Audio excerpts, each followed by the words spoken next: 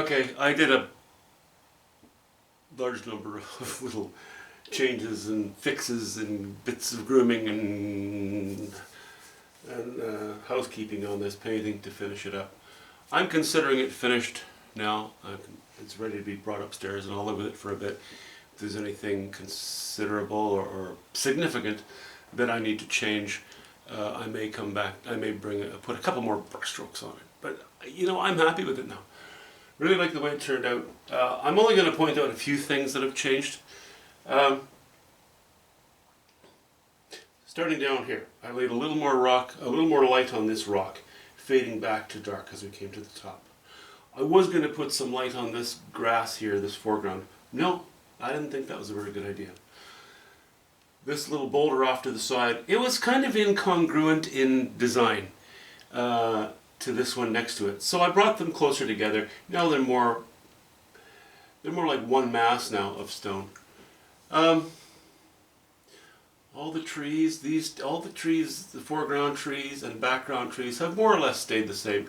I've taken some of the points off the background ones. I shortened this tree a little bit because it was pretty much the same height as this one. I wanted to dip down a little bit. This tree, I took away, I softened the lines up here and took down the values a little bit just on the top to bring down the most sort of important part of this trunk, or the part where most of the light was reflected. This tree was very boring. Initially I wanted to keep it dark and uninteresting. I wanted the painting really to stand over here. I didn't want to compete. Once everything was painted in, I realized that I could easily bring up the interest on this trunk. Chroma value and some strength of line, I suppose, of the trunk and of the foliage on it. So I popped that up, and I think it still works just fine. I like it the way it turned out. Up here, I dropped the value because I need to visually humble this tree a little bit. I had so much content here, and there was so much. Well, there's a lot of life there, and that's great. But we're getting close to the edge of the painting, and you know, no, this one is closer, in fact. So I thought I would make it appear closer, and it still worked well with the design. The distant bush, the sky. The edge of where the bush met the sky before was little sort of convolutions, little rivulets, it was too busy. So I simplified it and round off some of those trees in the background, the tree tops, to be more like the crown of a tree, or the crowns of various trees and various limbs coming off of those trees. Kept it humble, kept it toned down. That's really raw umber and yellow ochre up in here. Hints of alizarin crimson and a bit of cobalt blue added to it. But I mean, by that I just mean one or two hairs on your brush. I mean very little mixed into it. And then we came down here, and I wanted to make this much more interesting. I ran some cobalt blue up here, cobalt blue and white, maybe just bits of cad yellow pale in here and a bit of white. I wanted to bring this up. Added quite a bit of cad orange medium mixed with, cad orange medium, yellow ochre, cad yellow pale, cad yellow medium, alizarin crimson, burnt sienna. I used all of those colors in and around here, and white, of course, because this needed to come to life. Even though it's back in the background, it was a bit blasé. So I wanted to put some orange into it, gives it some variety of color. It also created some structure back in here without making it too busy. I found it wasn't busy enough, actually, in behind these trees. I'm happy with that now. This little tree, I changed my mind a few times on it. I know that it looks, okay, at times I think, it looks too much like a Dr. Seuss tree. But it is very much the same nature as many of the shapes, the orchidy cloud-like shapes that I have on the foliage on the closer up trunks. So I thought, fine, it fits right in with the rest of the family. Happy with that. Okay, let me just get rid of my chair here because I want to swing my arms around a little bit here. So what I really ended up with, when I started the painting, I thought, okay, I've got this strong boulder going down. So I can afford to have a lot of line coming down to because it'll be supported and opposed by this boulder. But of course, ultimately, all the difference between low value and high value down here is very negligible because the boulder goes into the bush and then the bush goes into the slightly lighter grass here. But we no longer have this strong line along the grass. It shoots up a little bit, dips down, shoots up a little bit. So we've lost that.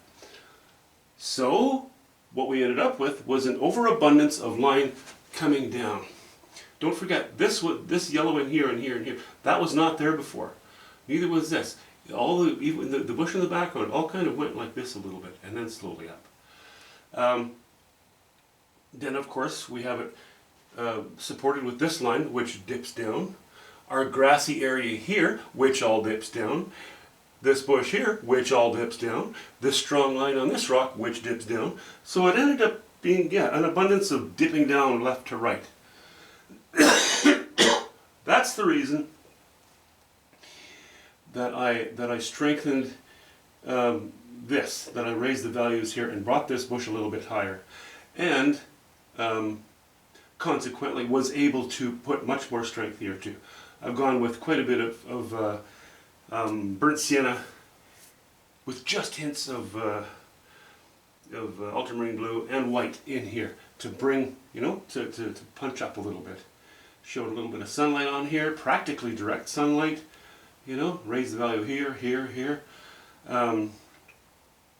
So what we kind of have now is that, these trees are all kind of light on the bottom, and as they get on the top, and as they get to the bottom, they fade out and become, darker. So rather than just having this plummeting down and then a little bit like this, now I feel we have more of a sweep. More of a feeling of the eye being allowed to take the eye off the painting this way, or onto the painting this way, whether you look right to left or left to right. This definitely, I had the whole area was entirely too subdued initially, so I'm quite happy with that. If I do anything with it, I will make it even stronger with my values here, here, here, and a bit on the trunk. That's a little bit dangerous because I don't want to come into the territory of competing with our real strengths, which are sort of down here, where I want the main focus to be.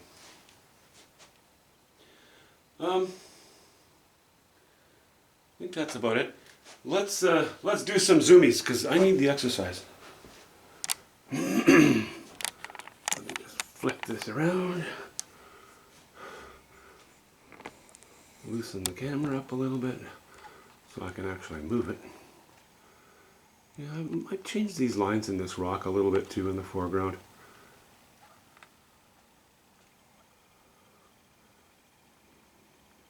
Maybe you can see that I raised the value of the grays in the very closest part of the rock and then faded off a little darker as the top of it distances itself from us. And these rocks on the edge of the painting, but that one on the far left was really bothering me. I think we're good now.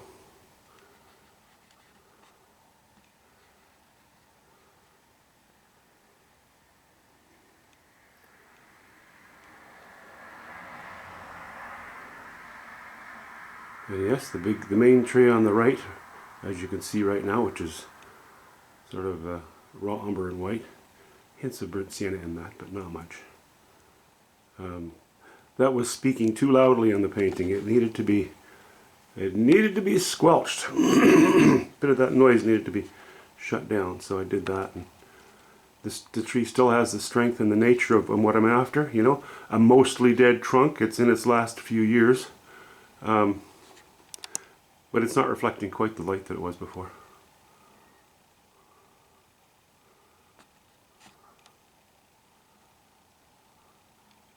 A little bit of another rock, another boulder just down the hill, not catching any light at all.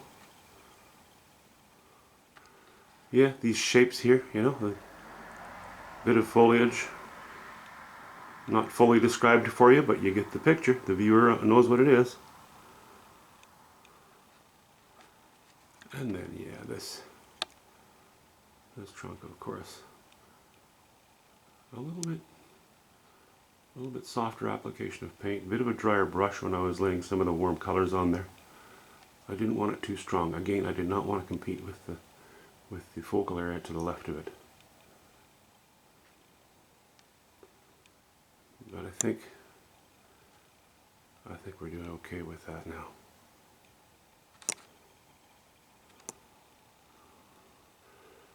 Okay, and then down to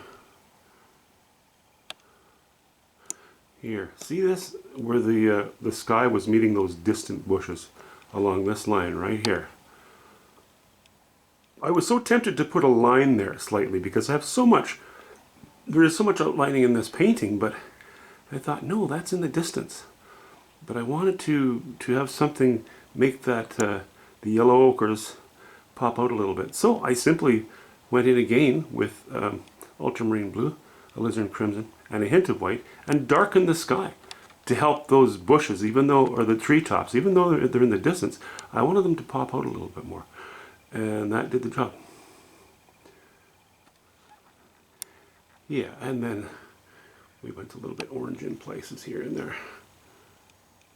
Like I said, that whole mixture of cadmiums and a little bit of earth tone there, but the cadmiums really made it sparkle.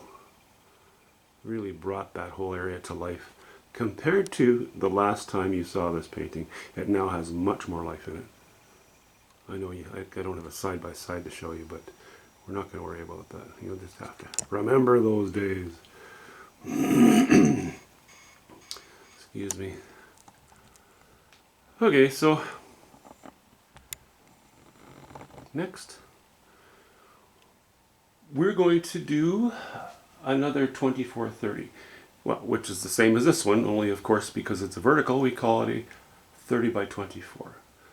I have a second one the same size, but I think the next one I will likely do as a horizontal instead of a vertical. Hope you guys have a great weekend. We'll talk to you soon.